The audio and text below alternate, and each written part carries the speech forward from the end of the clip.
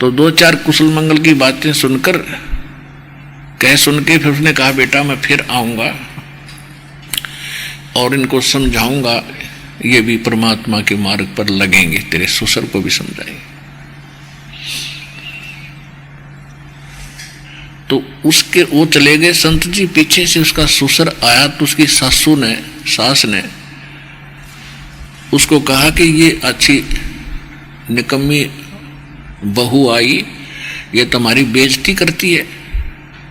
ऐसे ऐसे गुरुजी आ रहे थे उसके सामने, कहती है मुझे तो कहती है ये 6 महीने की है,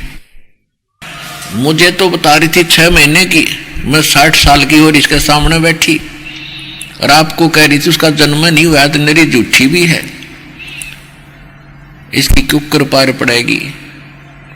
तो ससुर समझदार था कि इस लड़की के साथ तो हम क्यों बात करें।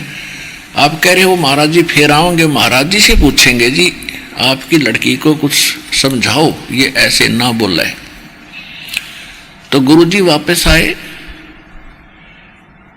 तो उसके ससुर ने कहा महाराज जी या लड़की न समझाओ, ये कैसी बोलती है, 60 साल की बुढ़िया ने तेनू कह गया 6 महीने की है, और मेरे बारे में आपको क्या इसने इसका जन्म नहीं हुआ है, ये अच्छी बात नहीं, ऐसे अच्छे घर की लड़की है ये ऐसे बोल रही है, क्या सोचेंगे लोग, या पागल है या क्या कहेंगे। तो गुरुजी ने बताया, संत ने बताया देखो ये हमारी कोड वर्ड थे, अध्यात्म यानी सत्संग के ये कोड वर्ड है,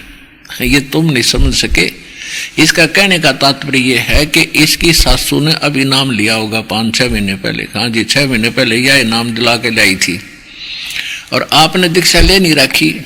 आखा मैंने तो नहीं ले रखी। तो ये इसलिए कह रही थी कि जिस दिन सतगुरु मिल गए वो मनुष्य का जीवन उस दिन तो शुरू होता है,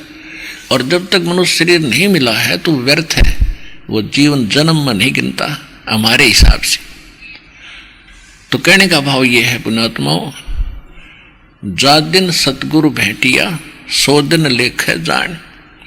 और बाकी समय व्यर्थ गया बिना गुरु के नाम।